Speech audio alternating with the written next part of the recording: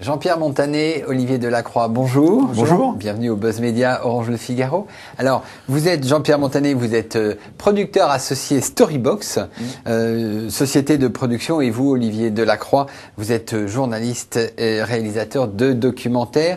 Et alors, précisément, on va vous retrouver en deuxième partie de soirée le 29 mars 2011. Date de diffusion du premier volet du magazine Dans les yeux d'Olivier sur France 2. Voilà. Alors c'est un documentaire, j'allais dire, c'est en immersion. Alors on connaît l'immersion avec Harry Roselmack, mais je crois que vous êtes à l'origine de ce concept sur France 4.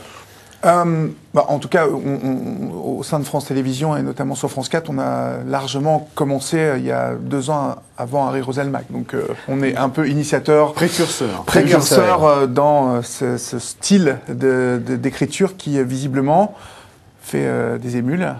Notamment Harry Roselmack, mais donc voilà. Moi, je préfère concernant mon travail l'incarnation, parce que parce qu'il y a un ton nouveau. Vous utilisez le jeu, vous êtes dans l'empathie, c'est ça.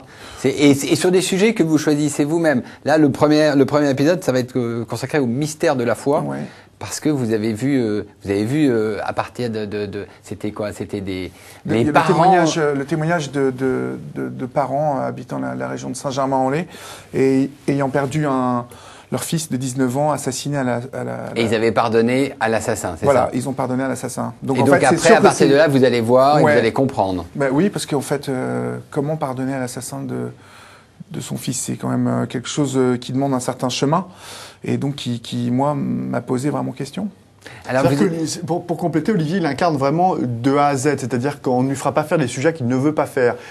Quand il entend les parents de Martin pardonner, il a des réactions et il nous dit « mais je comprends pas et j'ai envie de comprendre la foi, les mystères de la foi ». On ne peut pas plaquer un sujet qu'on va peut-être même réfléchir avec France 2. Parce que dans les magazines d'investigation tels qu'on les voit sur les chaînes M6 et autres, on sait à peu près les sujets qui marchent. Hein. C'est les sujets people, c'est les sujets avec un peu de police, people, police et un peu de sexe. Vous avez une autre écriture, c'est ça?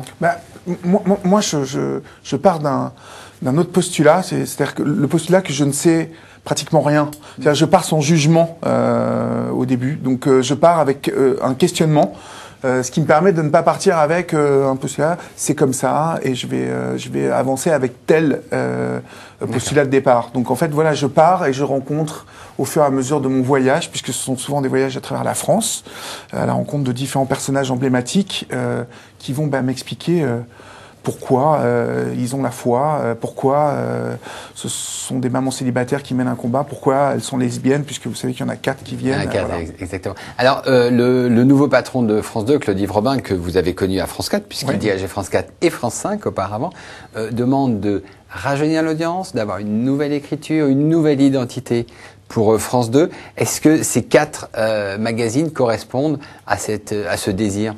Une nouvelle écriture, c'est sûr, puisqu'on explore et qu'on laboure des terrains qui ne sont pas forcément labourés par les grandes chaînes de télé, les mystères de la foi, les familles de prisonniers, les lesbiennes.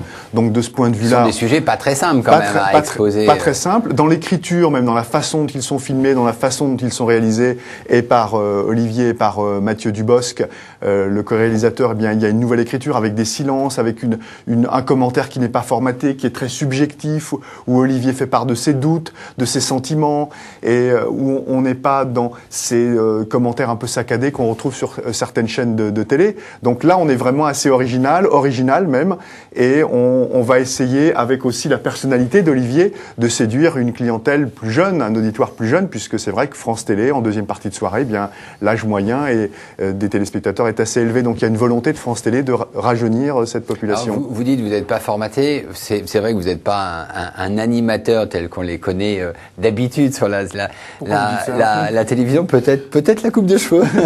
Les dreadlocks.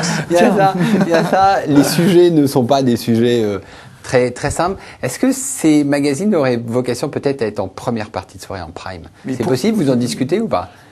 Pour l'instant, on n'en est pas à discuter déjà de ça. Déjà, je trouve que le pari de France 2 de venir en deuxième partie de soirée avec les yeux d'Olivier, c'est déjà un pari osé. Mais je pense que ça part aussi d'une volonté de toucher les vrais gens. Donc dans nos films, oui. Et donc que les téléspectateurs se reconnaissent dans ces films. Et c'était vraiment je dirais dans le discours du président Fimelin dès le début, vraiment c'était une volonté de revenir vers les Français et de les faire parler et de revenir dans la vraie vie avec les vrais gens.